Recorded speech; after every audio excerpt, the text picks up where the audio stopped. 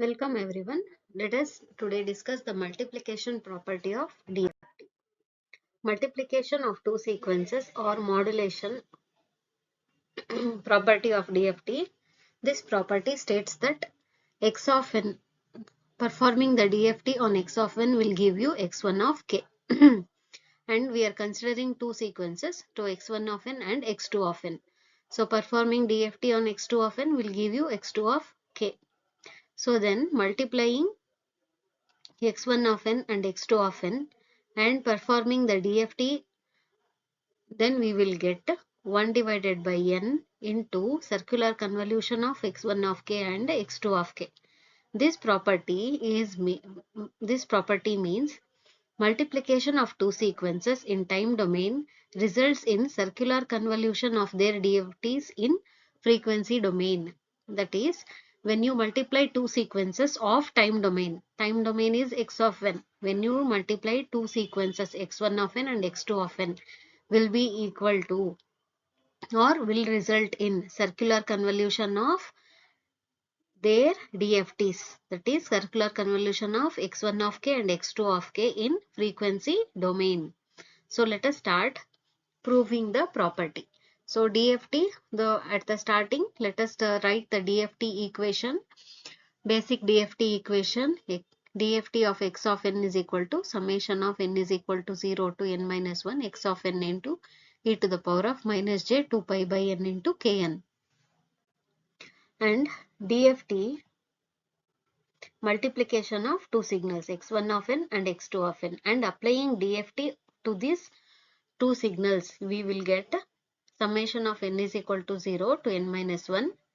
Then applying the DFT formula for multiplication product of two signals x1 of n and x2 of n and the exponential term from the formula.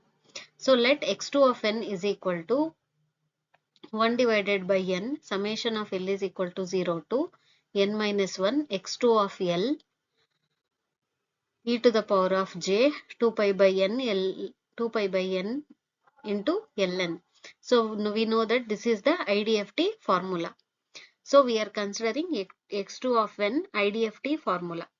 Substituting this IDFT formula in the equation 1, we get x1 of n first sequence, and the second sequence we are taking the IDFT formula for the x2 of n sequence. So in the summation we are rearranging the summation. Here 1 by n, the constant 1 by n will come outside the summation, and summation L is equal to 0 to n minus 1 x2 of L, and summation n is equal to 0 to n minus 1 x of n e to the power of minus j 2 pi by n k minus L of n. Here in the equation you can see two exponent terms. So when you have two exponent terms, we are taking small n as common, k minus L. We are taking small n as common and we are rearranging all the summation and exponent term. So we know that x of k, we know that this is the basic DFT formula. X of k is equal to summation of n is equal to 0 to n minus 1 x of n into e to the power of minus j 2 pi by n into kn. If we write x1 of k minus L, that is x1 of k minus L in the DFT equation, in the form of DFT, if you write x1 of k minus L, you will get the DFT formula as summation of x of n into e to the power of minus j 2 pi by n k minus L of n.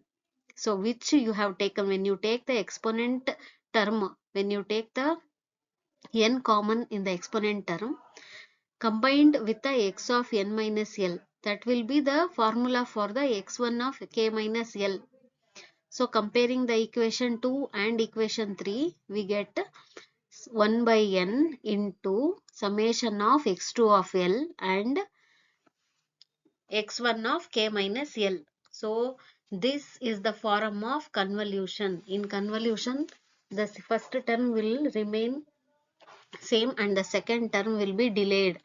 So first term x2 of L is remaining the same and the second term x1 of k minus L is the delay term. So this is the formula of the convolution. So we can write x1 of k convolution with the x2 of k.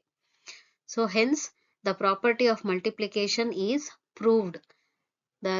As we said in the starting of the theorem, DFT applied on the multiplication of two signals will be resulting in the circular convolution of two signals multiplied by 1 by n. Thank you.